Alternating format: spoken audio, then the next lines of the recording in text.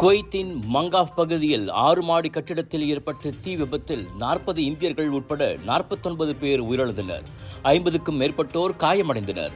கேரளா மற்றும் தமிழ்நாட்டைச் சேர்ந்த தொழிலாளர்கள் அதிக அளவில் தங்கியிருந்த கட்டிடத்தில் ஏற்பட்ட தீயில் கேரளாவைச் சேர்ந்த 11 பேர் உட்பட 40 இந்தியர்கள் மரணமடைந்ததாக அறிவிக்கப்பட்டுள்ளது. குறைந்தது 160 பேர் தங்கியிருந்த அந்த கட்டிடத்தில் இருந்த சமையல் அறை பகுதியிலிருந்து தீ பரவியதாக உள்ளூர் அதிகாரிகள் தெரிவித்தனர். சிலர் உயிர் தப்புவதற்காக 5வது மாடியிலிருந்து குதித்த போது இறந்ததாகவும் தெரிவிக்கப்பட்டது. காயமடைந்தவர்கள் குவைத்தில் உள்ள 5 அரசாங்க மருத்துவமனைகளில் சிகிச்சை பெற்று வருகின்றனர். அவர்களில் பலரது நிலைமை சீராக இருப்பதாக அறிவிக்கப்பட்டுள்ளது. உயிரிழந்தவர்களின் குடும்பத்திற்கு இந்திய பிரதமர் நரேந்திர மோடி தமது ஆழ்ந்த அனுதாபத்தை தெரிவித்துக் கொண்டார்.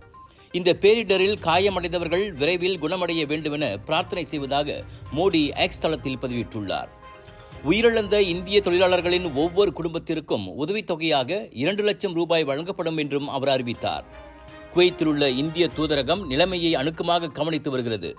பாதிக்கப்பட்டவர்களுக்கு தேவையான உதவிகளை வழங்குவதற்கு உள்ளூர் அதிகாரிகளுடன் இந்திய தூதரகம் ஒத்துழைப்பு நல்கி வருகிறது என இந்திய வெளியுறவு அமைச்சர் ஜெய்சங்கர் தெரிவித்தார்.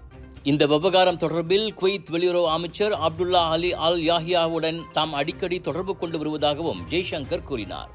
இது குறித்து முழுமையான விசாரணை நடத்தப்படும் என்பதோடு இதற்கான பொறுப்பாளர் மீது நடவடிக்கை எடுக்கப்படும் என்றும் குவைத் அரசாங்கம் உறுதியளித்திருப்பதாகவும் அவர் தெரிவித்தார்.